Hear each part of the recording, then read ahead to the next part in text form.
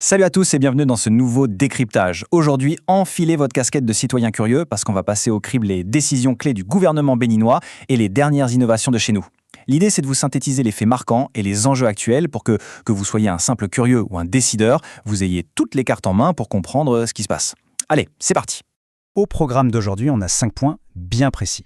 On va parler investiture et bilan présidentiel, des choix économiques de l'État, des gros dossiers sociaux et judiciaires, de la super application GareSS, et enfin, on prendra un petit moment pour notre communauté. On attaque tout de suite avec notre première partie, l'investiture présidentielle et le bilan du président.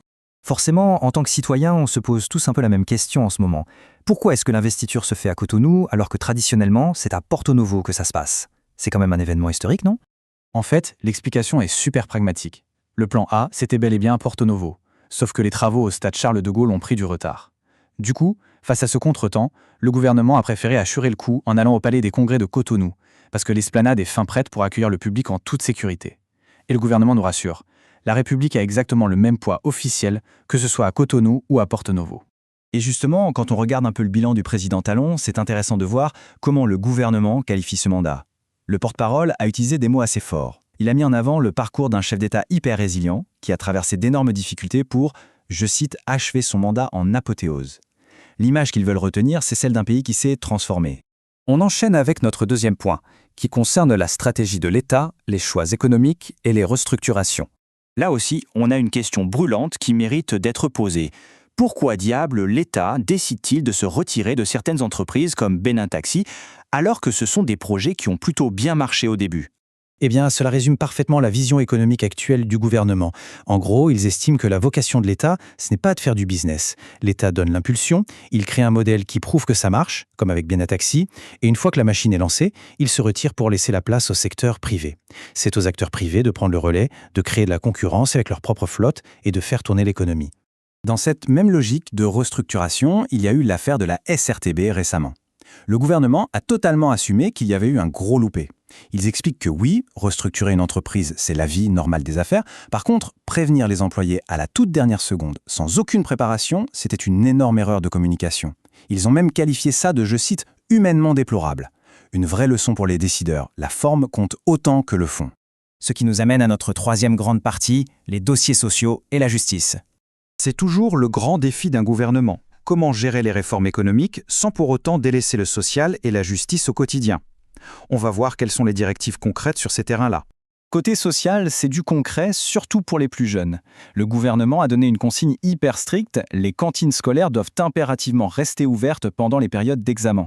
Pas d'interruption de service tolérée. L'objectif est clair, garantir un repas chaud à tous les enfants pour qu'ils puissent composer dans de bonnes conditions. Sur le volet de la justice, c'est là que les mots ont toute leur importance. Le gouvernement a tracé une ligne très claire. Pour l'État béninois, la notion de prisonnier politique n'existe tout simplement pas. Officiellement, on parle d'acteurs politiques qui se retrouvent en prison pour des infractions diverses. C'est une nuance de taille dans le discours, même si le gouvernement n'exclut pas la possibilité de mesures de grâce dans le futur. Allez, on change totalement de registre avec notre quatrième point, l'innovation numérique locale avec GareSys. J'avais vraiment envie de mettre en lumière cette superbe initiative locale. On parle d'une application qui s'appelle GareSys. C'est une solution numérique qui a été pensée pour simplifier la vie des entreprises, mais aussi celle de leurs clients, particulièrement pour tout ce qui touche à la gestion des cotisations et des paiements de groupe. Ce qui est top, c'est la transparence de l'outil. D'un côté, l'entreprise a accès à toutes ses statistiques globales pour bien gérer ses fonds. Et de l'autre, le client a son propre tableau de bord, hyper lisible, pour suivre ses transactions à la trace. C'est exactement le genre de technologie de chez nous qui aide à professionnaliser nos structures. Si vous voulez moderniser votre gestion, franchement, ne cherchez pas plus loin. GareSys est développé par Cercle Delta. Et pour avoir l'application, il faut aller sur le site www.cercledelta.com. Allez jeter un coup d'œil, c'est un outil vraiment puissant.